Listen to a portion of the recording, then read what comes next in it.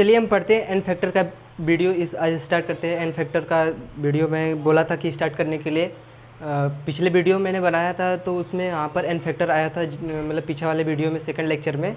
तो अब N factor क्या करते हैं कि अब जो वहाँ पर प्रॉब्लम थी अब यहाँ पर वो सॉल्व हो जाएगी, प्रॉब्लम जो थी एन फैक्टर की। तो अब हम फाइनली क्या करेंगे, अब एन फैक्टर भी पढ़ेंगे अच्छे से, पूरा एक वीडियो ही इस पर बनने जा रहा है। तो अब एन फैक्टर पढ़ो, इन्जॉय करो। देखो एन फैक्टर पढ़ने से मतलब पहले क्या करेंगे, पहले हम क्या करते हैं एक रिएक्शन लिखते हैं, ठीक है, जो अनबैलेंस हो। रिएक्शन क्या हो, अनबैलेंस हो। बैलेंस होगा तो उसमें मोल कॉन्सेप्ट लगेगा।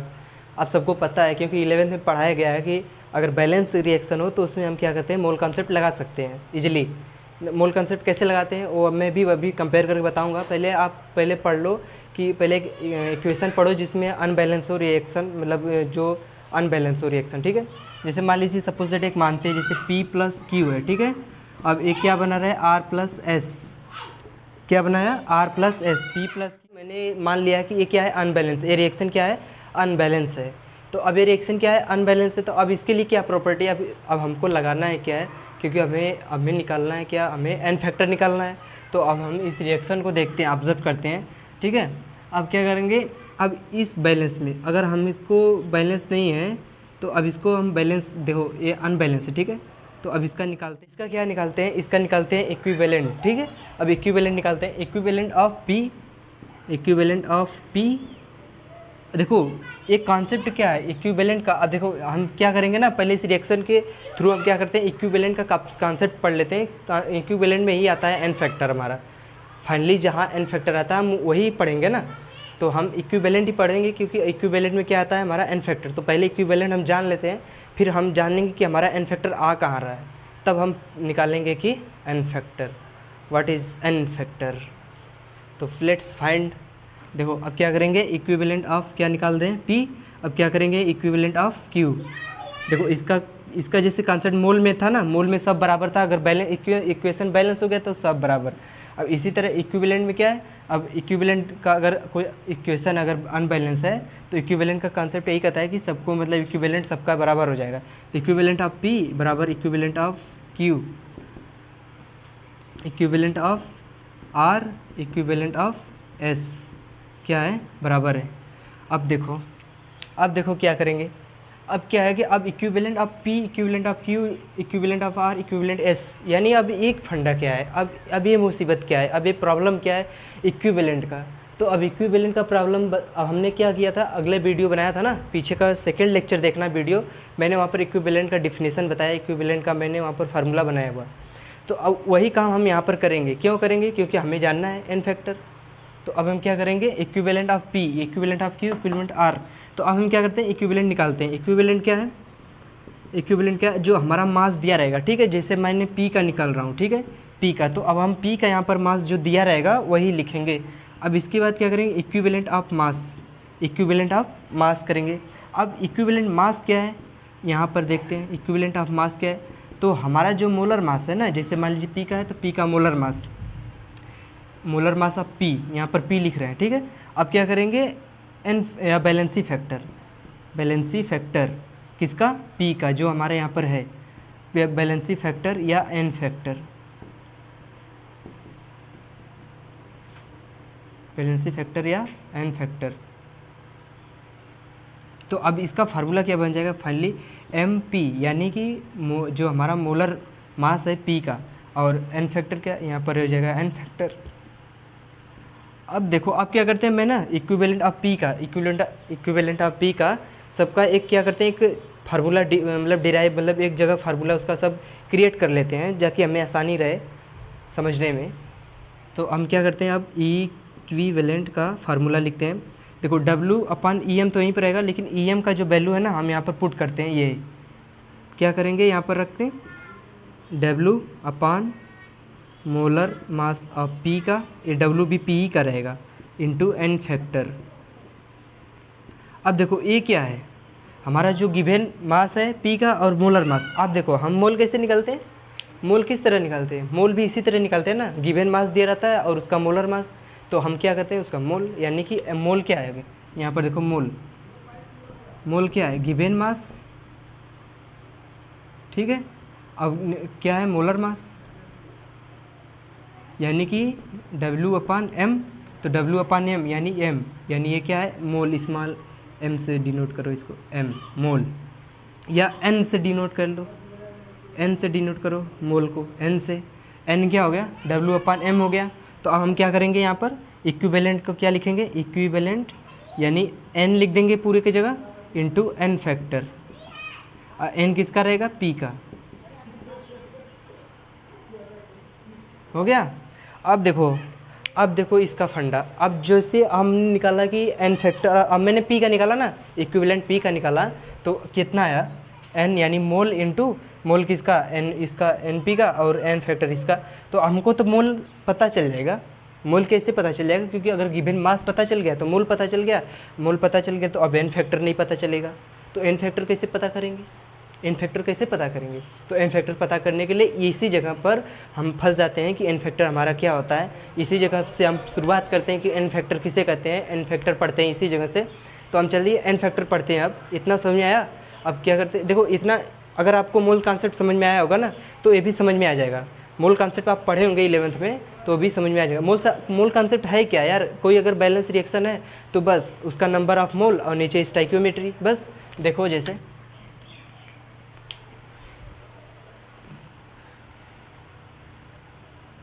इसको लिख लिया, हम मिटाते हैं इसको,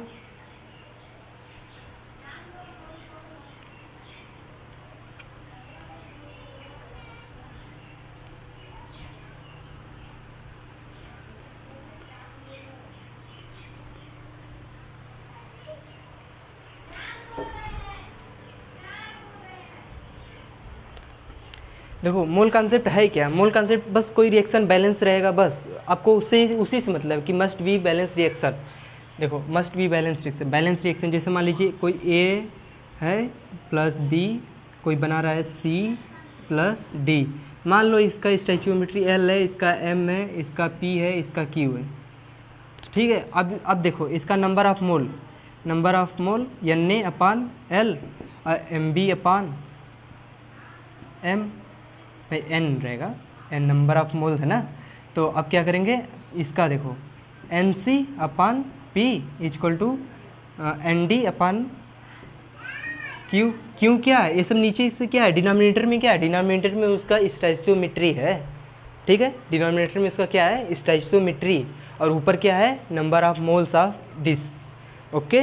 अब देखो चलते हैं, अब क्या यही हमारा क्या है मोल कॉन्सेप्ट है। अगर हमारा इक्वेशन क्या रहेगा, रिएक्शन क्या रहेगा, बैलेंस रहेगा, ठीक है, हमारा रिएक्शन क्या रहेगा बैलेंस रहेगा, तो हम इसको लगाएंगे, ओके।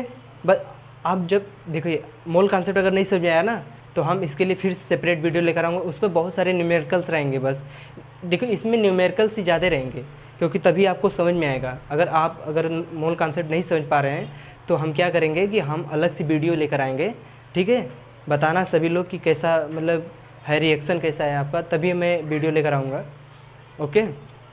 अब चलो अब क्या करते हैं, अब डायरेक्ट हम क्या करते हैं, चलते हैं हम n फैक्टर पर, जहाँ पर हम फंसे थे n फैक्टर में। तो अब n फैक्टर या बैलेंसी फैक्टर, यहाँ पर देख रहे हो ना n फैक्टर या बैलेंसी फैक्टर, तो अब देखो n फैक्टर और बैलेंसी फैक्टर स्टार्ट होने वाला है, स्टार्ट हो गया है, स्टार्ट होने वाला नहीं, बैलेंसी फैक्टर क्या है स्टार्ट हो गया। अब देखो यहाँ पर क्या है बैलेंसी फैक्टर, देखो सिंपल देखो n फैक्टर के बारे में, देखो n फैक्टर हमारा क्या कहता है, हमें इसे ना कई तरह से n फैक्टर निकालते हैं, जैसे एसिड के लिए निकालते हैं, बेस के निकालते हैं, फिर इसके लिए अब क्या करते हैं साल्ट के लिए भी निकालते हैं, oxidation change in oxidation state. अब n फैक्टर स्टार्ट करते हैं, ठीक है, n फैक्टर स्टार्ट करते हैं। देखो n फैक्टर ज़्यादा कुछ ब्रॉड सिलेबस है नहीं, बस इसको हम क्या करते हैं कि बस सिंपल वे में समझ लेते हैं अच्छे से, फिर इसके बाद न्यूमेरिकल करेंगे, फिर अच्छे से इसका एक अलग वीडियो बनाएंगे, क्योंकि देखो n फैक्टर बताते हुए फिर इसके बाद अगला इक्विवेलेंट ये सब बताते हुए वीडियो केवल लंबा हो जाएगा।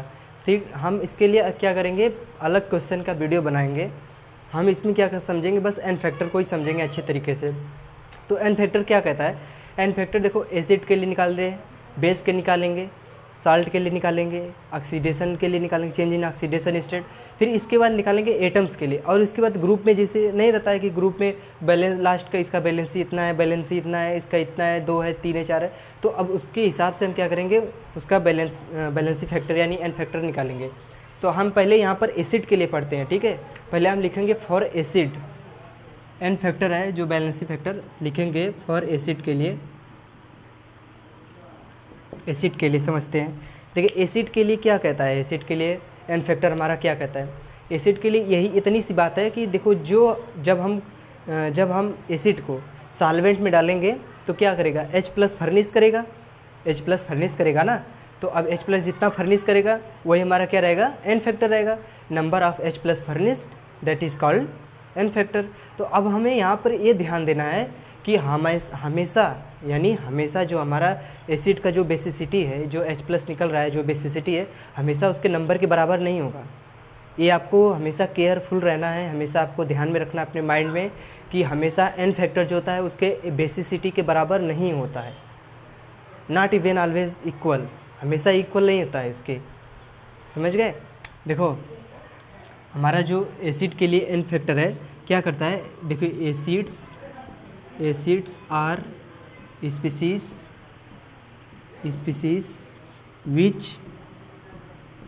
which furnish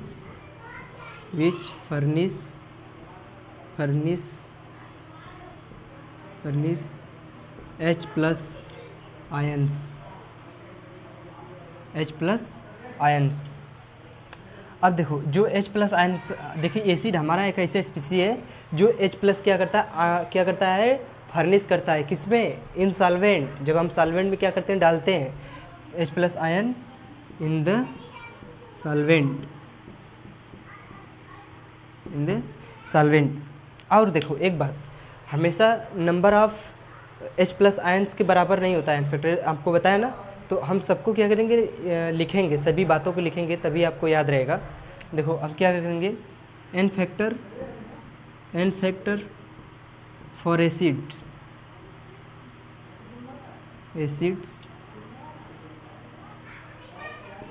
is equal to the number of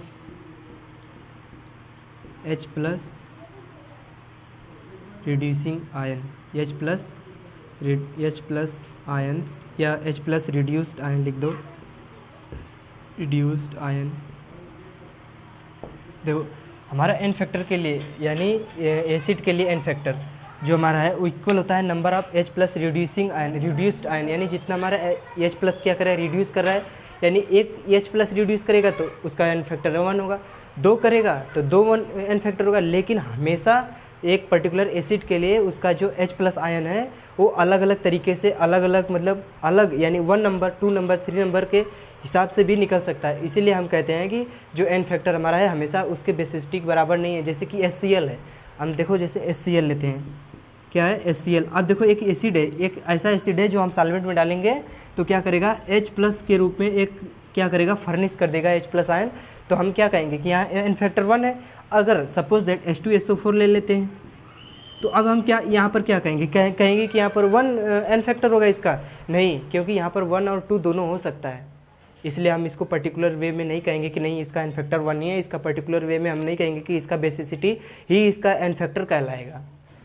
तो हम हमेशा यहाँ पर क्या करेंगे, देखो ये HSO4 भी बना सकता है और ये बनाएगा SO4 भी बना सकता है। किसी मान लो किसी सोडियम के साथ है तो Na2 क्या बनाएगा, Na2SO4।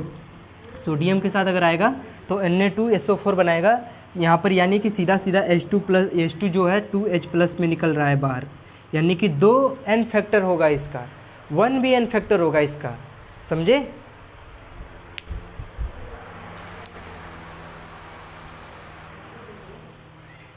अब देखो अब यहाँ पर एक क्या करेंगे, नोट पॉइंट में लिखेंगे कि जो एन फैक्टर हमारा है, ठीक है, वो हमेशा इक्वल नहीं होगा इसके बेसिसिटी के, एसिड के लिए।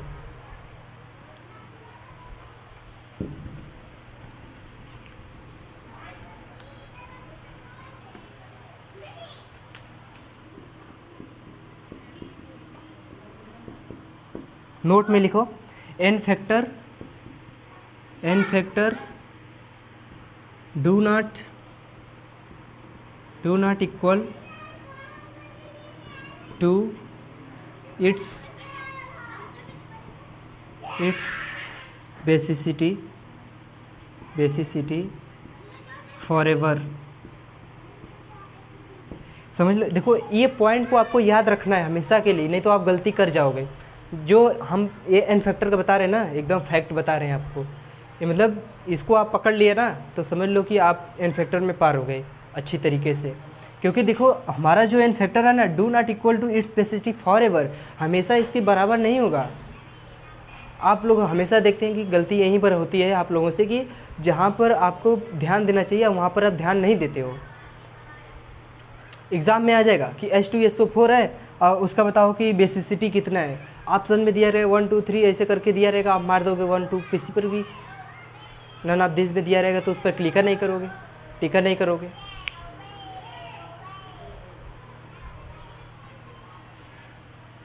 हो गया यहाँ पर।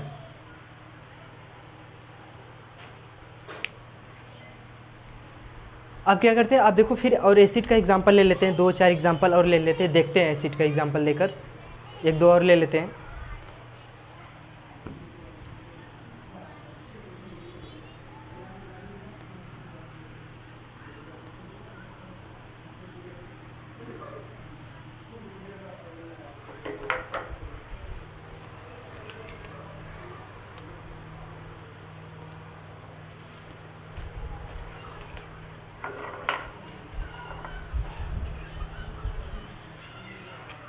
देखो जैसे HNO3 है, फिर इसके बाद क्या है H2CO3 है, H3PO3 है, फिर इसके बाद क्या है, पहले इसका क्या हो जाएगा इन्फेक्टर, देखो इसका 1 आएगा, इसका क्या हो जाएगा 1 और 2 भी हो सकता है, इसका क्या होगा, इसका हो जाएगा 1 या 2 भी हो सकता है। देखो इसका कैसे निकालते हैं, देखो P है हमारा, ये क्या है, एक ऑक्सीजन से यहाँ पर हो गया और एक ऑक्सीजन से यहाँ पर, एक ऑक्सीजन से यहाँ पर, अभी एक बैलेंस खाली है फास्फोरस की, तो यहाँ पर क्या हो जाएगा, एक हाइड्रोजन यहाँ पर जुड़ गया, एक हाइड्रोजन यहाँ पर, एक हाइड्रोजन यहाँ पर।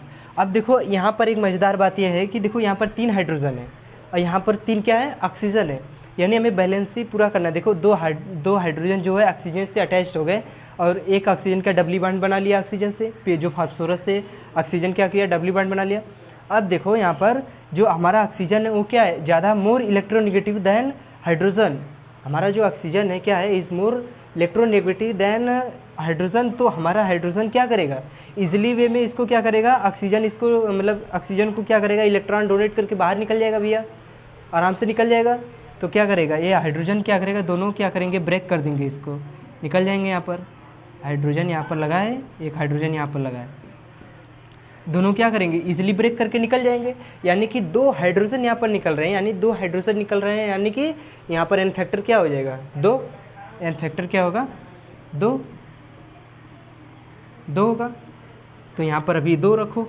अब देखो अब क्या है, अगर यहाँ पर क्या हो जाएगा, अब हमारा अगर यहाँ पर हमारा हो जाता है H3PO4, यानी कि मान लो यहाँ पर 4 हो गया, ठीक है, H3PO4। अब देखो यहाँ पर कितना निकलेगा, अब देखो एक ऑक्सीजन क्या हुआ, बढ़ गया ना, तो हम क्या करते हैं, हाइड्रोजन को हटाते हैं, यहाँ पर क्या करते हैं, ऑक्सीजन लगाते हैं और एक हाइड्रोजन भी इससे क्या हो जाएगा, अटैच्ड हो गया। अब देखो 3 ऑक्सीजन आ गए और तीनों पर क्या है, हाइड्रोजन है, यानी तीनों इलेक्ट्रोनेगेटिविटी क्या है, ज़्यादा है हाइड्रोजन से। तो सब क्या करेंगे, हाइड्रोजन निकाल के अपने तीनों हाइड्रोजन निकल जाएगा और ऑक्सीजन क्या हो जाएगा, ऑक्सीजन को सब लोग क्या करेंगे, इलेक्ट्रॉन दे देंगे। तो अब यहाँ पर क्या हो जाएगा एन फैक्टर, इसके लिए क्या हो जाएगा, इसके लिए एन फैक्टर 3 हो जाएगा। अब देखो H3PO3 है ना, अब पहले इसको क्या करो, आप इसको नोट कर लो, इसको वीडियो जो मैंने बताया ना उसको पास करके फिर इस सवाल को पॉज करके दोनों को लगाओ।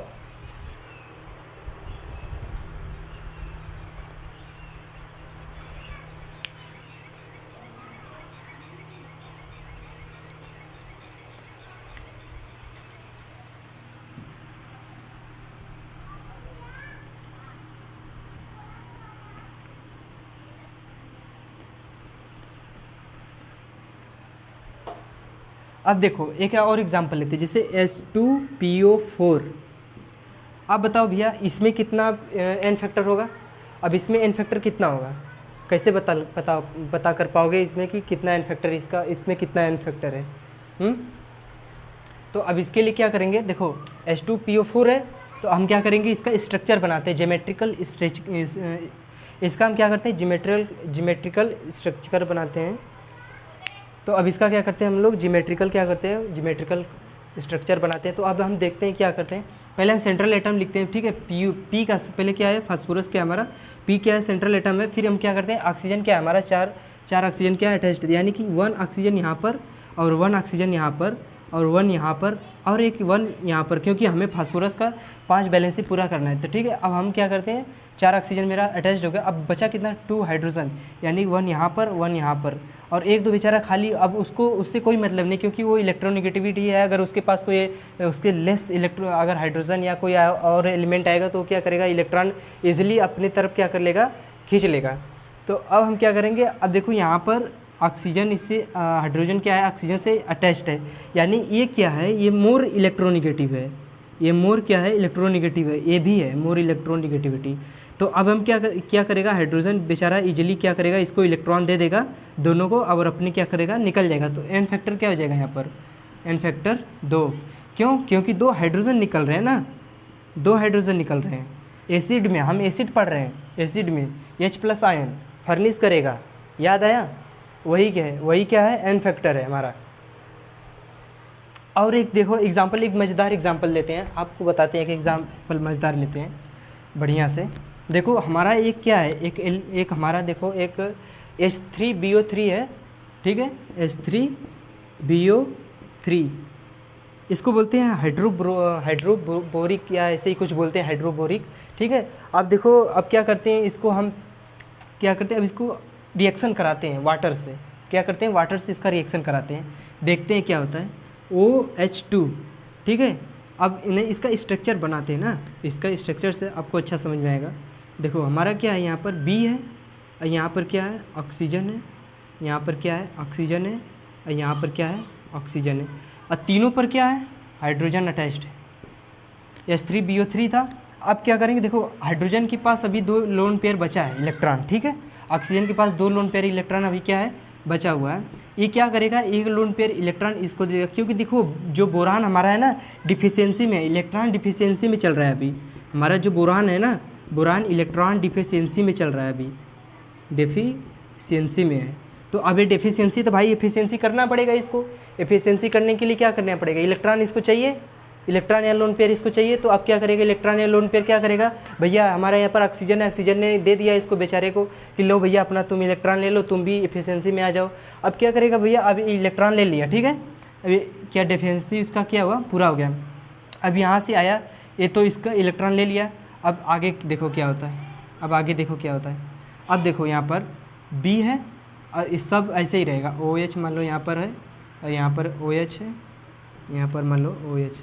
अभी क्या किया, यहाँ पर निगेटिव आ गया, और ये भी क्या हुआ, इससे ये जो ऑक्सीजन आया था ना, अब ये क्या करेगा, इससे तो एक लोन पेयर इसको दे दिया। अब ये क्या करेगा भैया, एक हाइड्रोजन यहाँ पर आ गया, एक हाइड्रोजन यहाँ पर, ये भी इससे क्या हो गया, अटैच हो गया, यहाँ पर क्या हो जाएगा, प्लस हो जाएगा। अब देखो यहाँ पर क्या हुआ, प्लस हुआ। प्लस होने के बाद अब क्या करेगा, अब देखो ये हाइड्रोजन जो है ना, ये क्या करेगा, अब इसको दे देगा इलेक्ट्रॉन, क्योंकि ये क्या है, इलेक्ट्रोनेगेटिविटी है इसमें, ऑक्सीजन में। तो हाइड्रोजन क्या है, कम है। अब इसको क्या करेगा, डोनेट कर देगा, डोनेट करके अपने निकल जाएगा। फिर यहाँ पर क्या करेंगे, फिर वाटर से इसका रिएक्शन होता है, यहाँ पर H2O जो है हमारा, देखो अभी क्या करेगा, H2O तो साथ में चल रहा है ना, ये तो H2O देखो इससे रिएक्शन करा रहे हैं, तो अभी जो बाई प्रोडक्ट में H2O बनेगा। तो अब हम यहाँ पर क्या, देखो इस पर क्या है, लोन पेयर है। अब देखो हाइड्रोजन यहाँ से निकला, ये क्या किया, यहाँ से आकर निकल के यहाँ पर इसके साथ क्या हुआ, अटैक कर दिया इस पर आके। अब देखो यहाँ पर ऑक्सीजन, अब ये तो क्या हुआ, पूरा फुल फिल हो गया। और ये अब ये क्या किया, बोरान जो है, अब इसके साथ ये जो पूरा OH आ जाएगा, तो इसका इस पर भी माइनस ख़त्म हो जाएगा, यानी इसका नीचे स्ट्रक्चर बनाते हैं। देखो नीचे इधर बन जाएगा ना, इधर देखो, इधर यहाँ से बनाते हैं।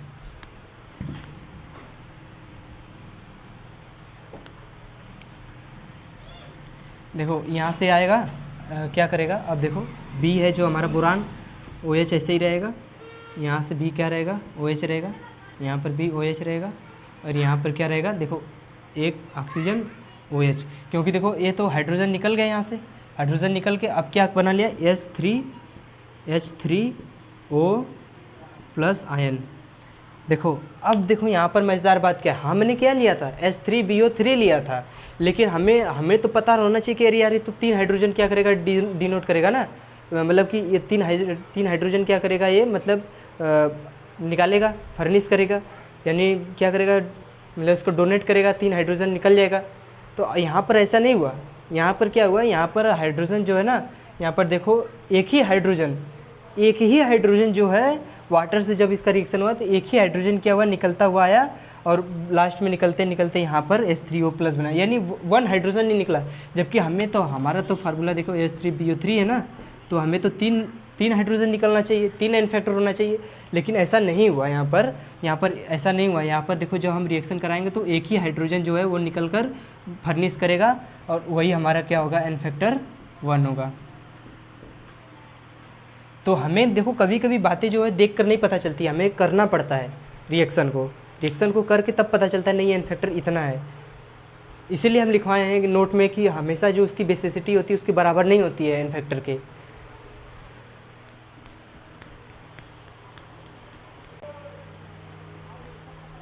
हो गया, अब मिटाते हैं इसको, अब पढ़ते हैं बेस के लिए। ठीक है, अब पढ़ते हैं क्या, बेस के लिए। अब एसिड के लिए बस इतना ही जान लो कि तो कभी कभी आपको देखो रिएक्शन को उसके अंदर झांकना पड़ेगा। ठीक है, ऐसे ही नहीं हवा में नहीं बताना पड़ेगा कि एन फैक्टर इतना है, उसको देखना पड़ेगा कि सॉल्वेंट में डालकर या ऐसे ही।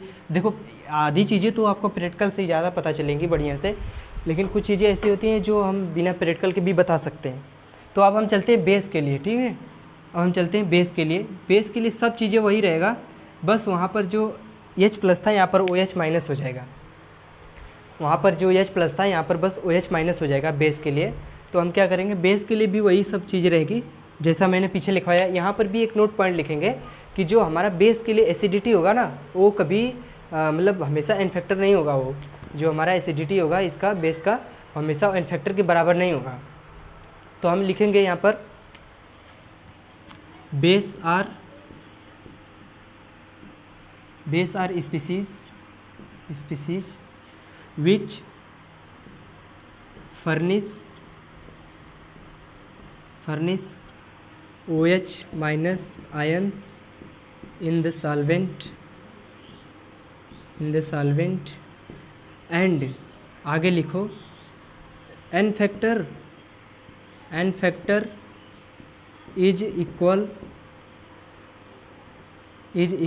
to number of OH minus ions, but note में लिखो यहाँ पर n factor do not equal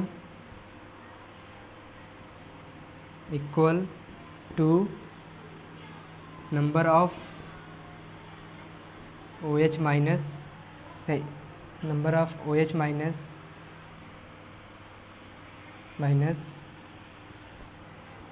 n factor do not equal to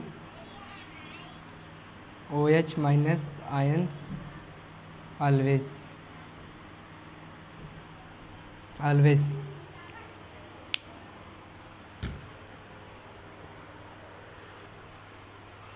या यहाँ पर ये भी लिख सकते हैं OH माइनस आयंस, या लिख सकते हैं यहाँ पर नहीं, OH माइनस आयंस नहीं रहेगा, यहाँ पर लिख दो n factor do not equal to its acidity always. Note में लिखो n factor do not equal to its acidity always. इसकी एसिडिटी क्या कभी मतलब हमेशा इसकी एसिडिटी के बराबर नहीं होता है एन फैक्टर, इसको लिख लो यहाँ पे।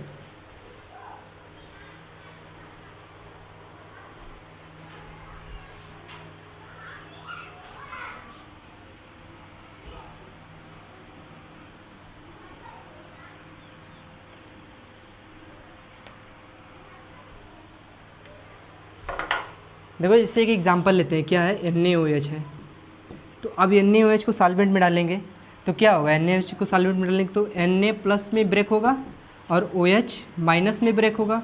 अब देखो यहाँ पर OH माइनस में ब्रेक हुआ ना, नंबर ऑफ OH आयंस याद आया आपको एन फैक्टर में, तो अब हम क्या करेंगे यहाँ पर, इसका n फैक्टर 1 बोल देंगे, n फैक्टर 1, सीधी बात।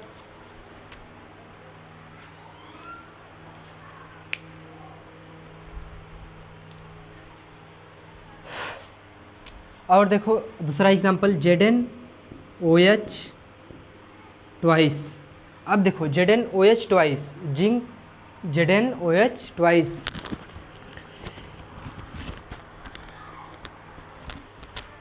देखो ZnOH ट्वाइस है ना, तो अब इसमें कितना OH माइनस क्या हो रहा है, फर्निश हो रहा है, 2 OH माइनस 2 ही निकलेगा ना, तो इसमें क्या हो जाएगा, n फैक्टर 2, n फैक्टर 2।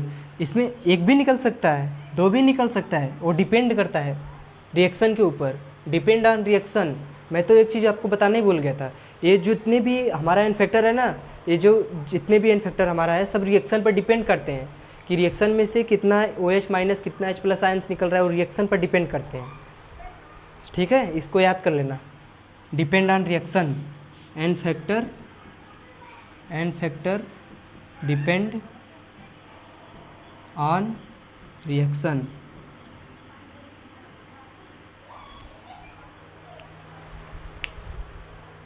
जैसे CaOH ट्वाइस, ठीक है, AlOH थ्राइस, इसमें से कितना OH माइनस निकल सकता है, 2 निकल सकता है, 1 भी निकल सकता है, इसमें से 1 OH माइनस निकल सकता है, 2 OH निकल सकता है, 3 भी निकल सकता है, यानी कि इसका n फैक्टर क्या हो जाएगा, 1 2 3 भी हो सकता है, इसका 1 2 भी हो सकता है।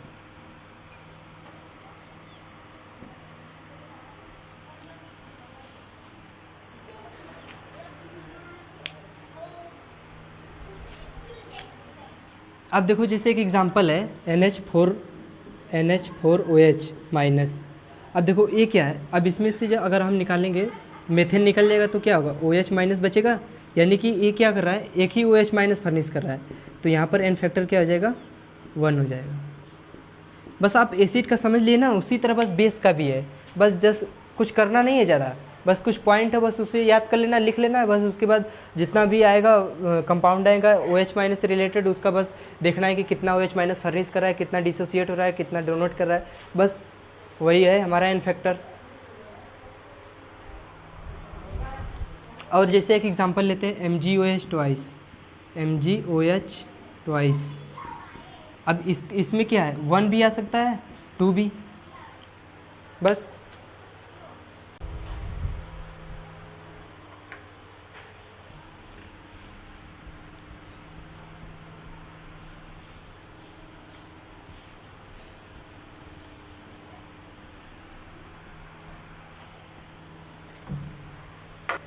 अब देखो, अब साल्ट के लिए चलते हैं, ठीक है, अब किसके लिए चलते हैं, साल्ट के लिए।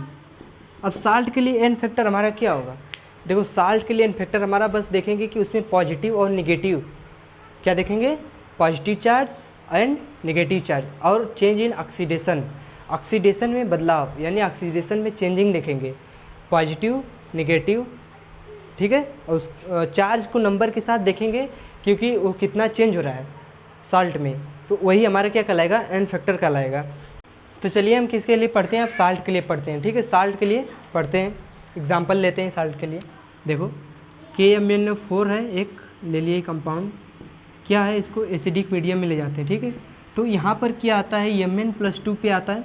देखो यहाँ पर Mn कितना है, Mn देखो यहाँ पर की क्या है, +1 पे है, और ये कितने पर है, यानी कि -2 होता है, यानी 4 2 -8, यानी कि अब इसको इक्वल होना है, तो यानी +7, यानी मैग्नीज किस पर है, +7 पर है, और यहाँ पर किस पर है, +2 पर है। Change in oxidation state, salt में क्या हो रहा है, चेंज इन ऑक्सीडेशन स्टेट, यानी कि ऑक्सीडेशन में बदलाव हो रहा है साल्ट में। अब क्या होगा, तो अब हम यहाँ पर ये देखेंगे कि कितना बदलाव हो रहा है, कितना एक्सचेंज हो रहा है, 7 से +2 पर गया, हम ये नहीं, अगर +2 से 7 जाता तब भी बदलाव हो रहा है ना, चेंज हो रहा है ना 5 का, तो हम यहाँ पर कितना देख रहे हैं, चेंज +5 का चेंज देख रहे हैं। तो हमें प्लस से मतलब नहीं है ना माइनस से मतलब, हमें बस मतलब है इंटीजर से, इंटीजर यानी होल नंबर से बस मतलब, हमें बस होल नंबर से मतलब रहेगा, वो भले से माइनस में आए चाहे किस में आए, हमें होल नंबर से मतलब, यानी कि यहाँ पर क्या रहेगा, n फैक्टर क्या कहलाएगा, 5।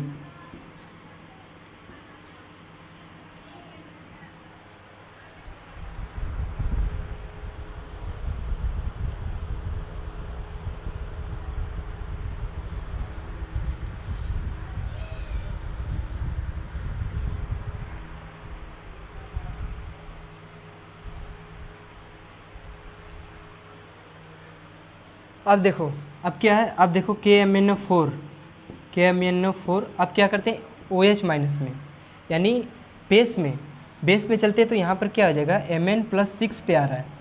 देखो जब हम बेस लेते तो Mn किस पर चला जाता है, Mn+6 पर। अब देखो यहाँ पर क्या है 1 है और यहाँ पर क्या है -8 है, यानी यहाँ पर कितना है +7 पर है।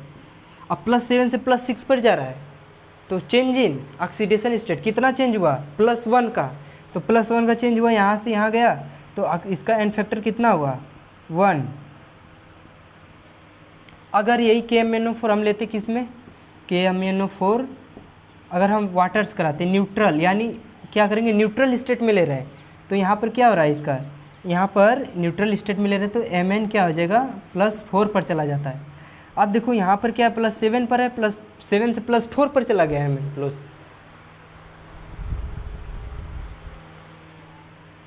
KMnO4 न्यूट्रल में लिए तो Mn+4 पर चला जाता है, तो इसका अब देखो चेंज कितना हो रहा है, चेंज 3 का हो रहा है ना, चेंज इन ऑक्सीडेशन कितना चेंज हो रहा है 3 का, तो एन फैक्टर क्या हो जाएगा, एन फैक्टर हमारा 3 हो जाएगा।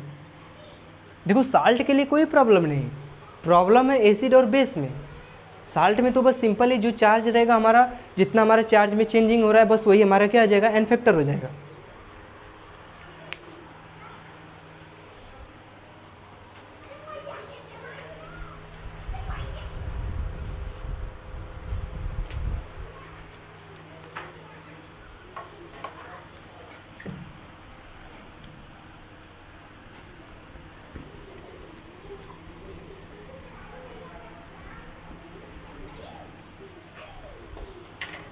जिसे हम लेते हैं Al2SO4 थ्राइस। अब देखो Al2SO4 थ्राइस, अब इसमें क्या हो रहा है, जब हम रिएक्शन कराते हैं तो क्या होता है 2Al+3। अब देखो यहाँ पर एल्युमिनियम +3 पर चला जाता है, Al2 यहाँ पर है, यानी कि देखो एल्युमिनियम यहाँ पर कितना रहेगा प्लस, एल्युमिनियम सिंगल कितना पर रहता है +1 पे, तो यहाँ पर एल्युमिनियम सिंगल +3 पर रहता है, और 2 एल्युमिनियम है तो +6 पर रहेगा यहाँ पर, और ए भी यहाँ पर -6 में रहेगा। अब देखो ये यहाँ पर पूरा कितना है +6। अब देखो सब क्या है, चार्ज क्या है बराबर है। साल्ट में क्या होता है चार्ज बराबर होता है, पूरा 0 उस पर होना चाहिए। देखो इस पर 0 है, इस पर क्या है +6 है। इसमें तो कोई रिएक्शन या बाई प्रोडक्ट में भी हो रहता है रिएक्शन, यहाँ पे क्या रहता है बाई प्रोडक्ट में भी रिएक्शन रहता है, तो वहाँ पर मैनेज हो जाता है चार्ज का। तो अब यहाँ पर देखो दोनों क्या है, चार्ज क्या है बराबर है ना चार्ज। तो अब जो चार्ज है पॉजिटिव हो या निगेटिव हमें उससे मतलब नहीं है, बस हमें चार्ज से मतलब एक सिंगल एक खाली होल नंबर से मतलब, हमें इंटीजर से नहीं उसका पॉजिटिव है या निगेटिव उससे मतलब नहीं, बस हमें होल नंबर से मतलब कि यहाँ पर कितना है +6 है, ऑक्सीडेशन क्या है यहाँ पर +6 है, तो एन फैक्टर क्या हो गया हमारा +6 हुआ ना, तो एन फैक्टर क्या हो जाएगा यहाँ पर एन फैक्टर 6 हो जाएगा यहाँ पर। हम देखिए वीडियो क्या करते हैं इसी पर स्टॉप करते हैं, ठीक है। अब इस सेकंड वीडियो लेकर आते हैं, इसी की जस्ट बाद सेकंड वीडियो रहेगा।